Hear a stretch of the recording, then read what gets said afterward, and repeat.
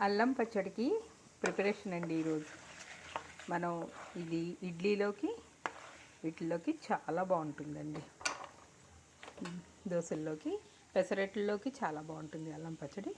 చూడండి, ముందు పచ్చడిలోకి కొంచెం ఎక్కువగానే నూనె పడుతుంది కాబట్టి కొంచెం మెంతులు, కొంచెం అంటే ఒక 4-5 మెంతులు తీసుకున్నాను. కొంచెం ఒక స్పూను ఆవాలు, మినపప్పు, శనగపప్పు వేసాను. ఇక దాంట్లోకి ఎండుమిరపకాయలు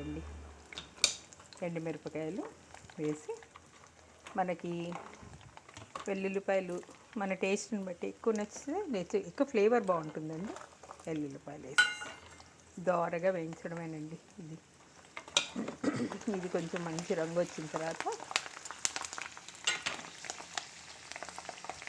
దోరగా వేసిన తర్వాత దాంట్లోకి కొంచెం కరివేపాకు, కొంచెం ఎండబెట్టుకుంటే తడి లేకుండా బాగుంటుందండి. ఇది దోరగా అయిపోయింది కదండి.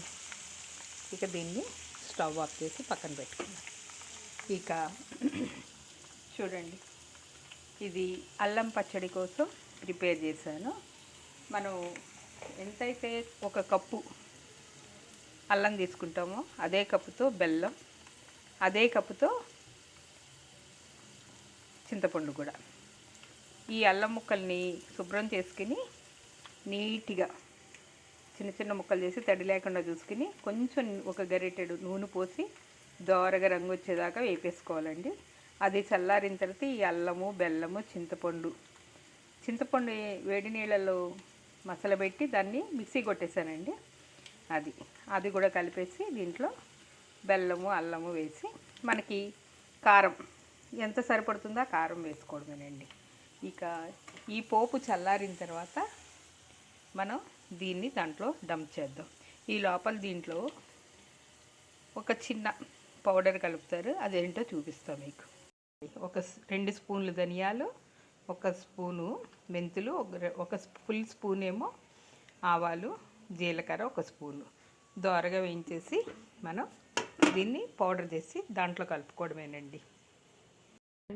ఇలాగా పౌడర్ కొట్టేసుకోవడమేనండి.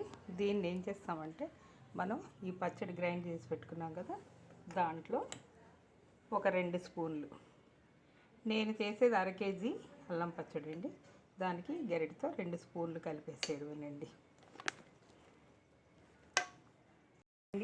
ఆయిల్ చల్లగా అయిపోయింది. ఇప్పుడు దీంట్లోకి మనం ఈ అల్లం పచ్చడిని వేసుకుని కలిపేసుకోవడమేనండి. ఇప్పుడే చూసుకోండి, ఉప్పు అది సరిపోకపోతే కూడా దాన్ని యాడ్ చేసుకోండి.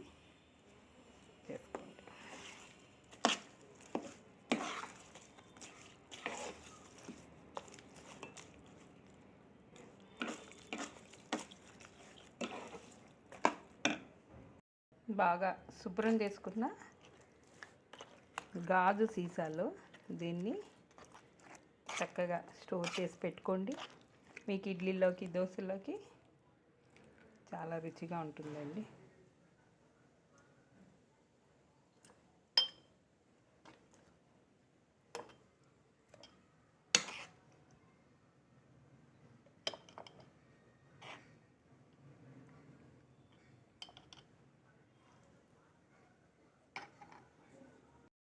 అల్లం పచ్చడిని ఇలా వాడుకునేదేమో చిన్న దారిలో తీసుకున్నాను.